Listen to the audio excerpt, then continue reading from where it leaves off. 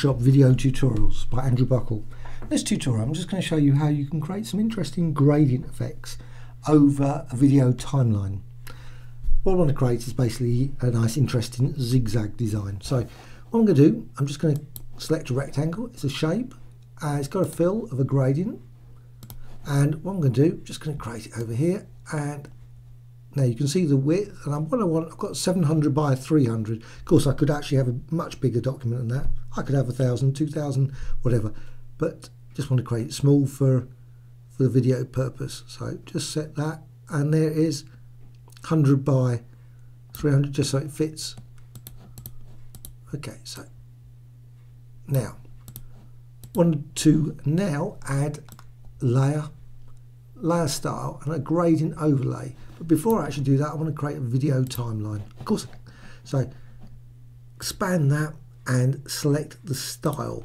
That's why I want obviously the style over here, because what I want to do is add a gradient to that.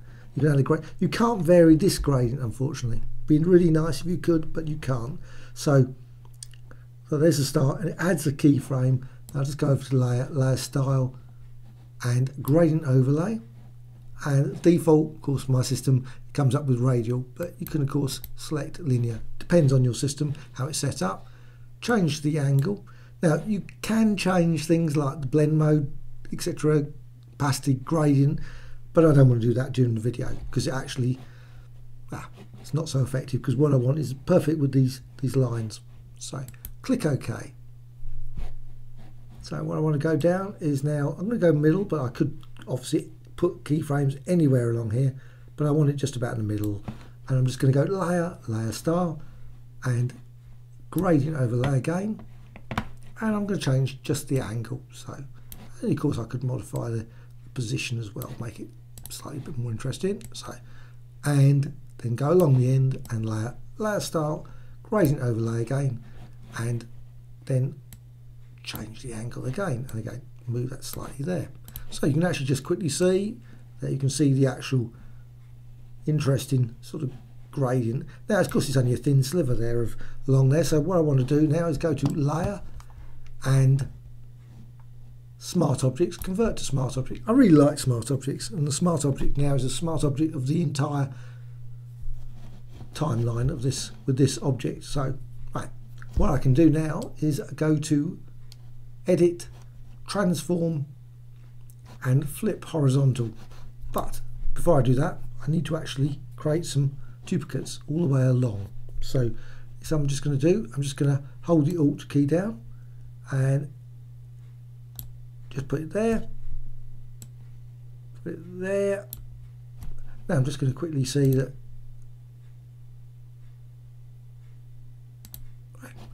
and hold the Alt down again, hold the Alt key down again, Alt and Alt again. Right, okay, so you've actually got these now, and I'm just going to quickly check.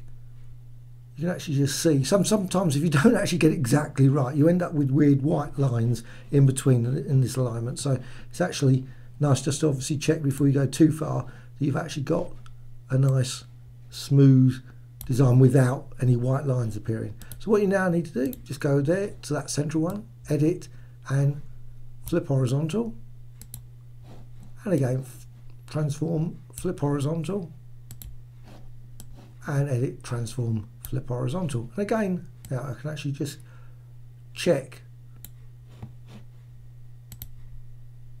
just go through it, and there you have it. You've actually got a nice sort of a gradient effect, and you can see it is just changing. See the gradient and zigzag appearing and then obviously disappearing and modifying again, and as you go through to the last bit, as it will form, obviously comes to a straight line at a certain point, and then it becomes yet again a bit of a zigzag as it just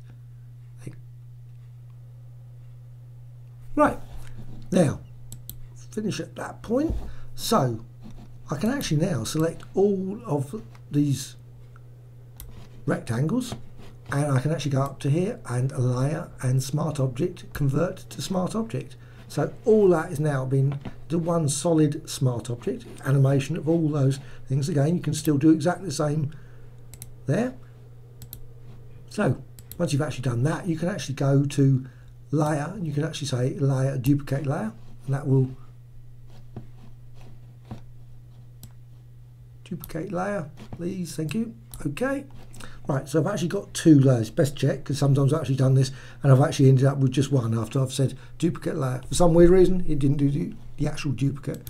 Right, so I've actually got that, and now I can actually just go to edit and transform. Again, it's just a layer, so flip vertical, and of course you can actually just go to blending modes and say overlay, create some interesting colour effects there, or difference, or lighten. I'm just going to go for difference, and then of course you can then go click OK, run through all the thing, and you can see it varying again like that. Now, as the whole design is a smart object, you can actually just click on these things. They're smart objects, so click on that, and you can actually go back to that smart object. It's a PSB file, so you can just see PSB, but it's still a smart object, so you might turn around and say, well, I don't want that gradient, and you can actually just click there, gradient overlay, and I'm going to click on that gradient overlay, and that's why I didn't change the gradient right at the start, because if you change the gradient it starts to become a bit messy. So you can actually just bring up that gradient and you say, right, well, I don't want that one, or I can go for maybe have some black in there as well, so make it more lines, to make even more emphasis on the actual zigzag. So I'm just going to, or maybe change the colour. Don't want that, I can actually go for that colour. So right, you've got that design there. Click OK, click OK, come out of the PSB, save, make sure you save, and then that suddenly gets all changed, so you can see all that gradient. Again, it's changed over the whole, creates more. So you've got a very different gradient.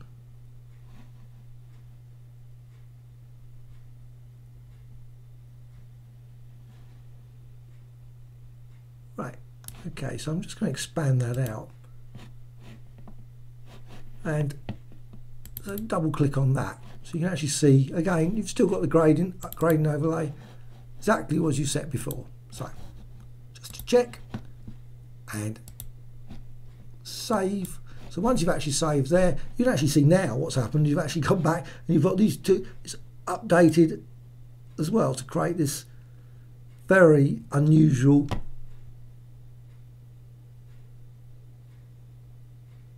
colour effect again. Now, of course, this doesn't actually have to be the end. You can actually then, of course, make that as a smart object, and if you wish, of course, you can always add layer, layer style, and new adjustment layers, and that's going to be part of a different video that I'm just going to do later. So maybe a photo filter, so if you want maybe to change the colour, you could actually modify the colour